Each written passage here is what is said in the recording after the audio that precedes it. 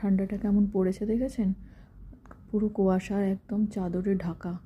আর ওই যে দূরে যে রাস্তাটা দেখতে পাচ্ছেন, ওখানে একটা খুব সুন্দর ভিউ দেখা যায়। আর আজকে এখন একদম দেখা যাচ্ছে না। চলুন ফটাফট করে শীতের প্রথম ছোট আলু দিয়ে, মটরশুঁটি দিয়ে আজকে একটু আলুর দম বানাবো ভেবেছি। তাই কুকারে আলুগুলো ধুয়ে ঢেলে ফেললাম। একটাই সিটি দিয়েছি। মটরশুঁটি নিয়েছি, কুচনো পেঁয়াজ নিয়েছি, আলুটাকে ছাড়িয়ে নিয়েছি, সেদ্ধ আলু। আর এখানে মিক্সিতে আমার কাছে আছে টমেটো, পেঁয়াজ, লঙ্কা, আদা, রসুন, একটু তেজপাতা আর এলাচ দিয়ে তেলটা গরম হওয়ার পরে কুচোর পেঁয়াজগুলো দিয়ে দিলাম। একটু নাড়িয়ে চাড়িয়ে নিতে হবে। তারপরে মশলাটা দিয়ে দেবো। মশলাটা যেই হয়ে আসবে, একটু তেল ছাড়বে, আর যখন দেখবো একটু নুন, বেসিক যে মশলাগুলো আছে সেগুলো দেবো।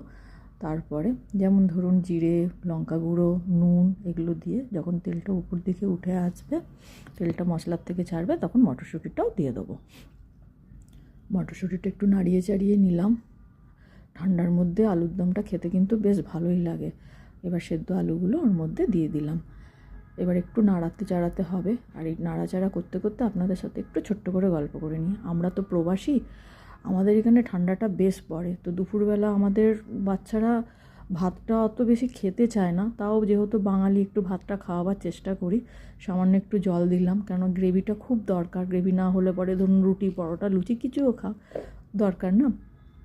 এবার একটু স্বাদ অনুসারে চিনি দিলাম, একটু আমচুর পাউডার দিয়েছি, দিয়ে একটু নাড়িয়ে চাড়িয়ে নেব। আর নামাবার আগে আমি একটু কস্তুরি মেথি দেবো। হ্যাঁ, ধনেপাতাও অনেকে দিতে পারে, কিন্তু আমি ধনেপাতা না দিয়ে আজকে একটু কস্তুরি মেথি দিয়ে করছি। তাহলে বেশ। ঠান্ডাটা কেমন পড়েছে দেখেছেন? পুরো কুয়াশা একদম চাদরে ঢাকা। আর ওই যে দূরে যে রাস্তাটা দেখতে পাচ্ছেন, ওখানে একটা খুব সুন্দর ভিউ দেখা যায়। আর আজকে এখন একদম দেখা যাচ্ছে না। চলুন ফটাফট করে শীতের প্রথম ছোট আলু দিয়ে, মটরশুঁটি দিয়ে আজকে একটু আলুর দম বানাবো ভেবেছি। তাই কুকারে আলুগুলো ধুয়ে ঢেলে ফেললাম। একটাই সিটি দিয়েছি। মটরশুঁটি নিয়েছি, কুচনো পেঁয়াজ নিয়েছি, আলুটাকে ছাড়িয়ে নিয়েছি, সেদ্ধ আলু। আর এখানে মিক্সিতে আমার কাছে আছে টমেটো, পেঁয়াজ, লঙ্কা, আদা, রসুন, একটু তেজপাতা আর এলাচ দিয়ে তেলটা গরম হওয়ার পরে কুচোর পেঁয়াজগুলো দিয়ে দিলাম। একটু নাড়িয়ে চাড়িয়ে নিতে হবে।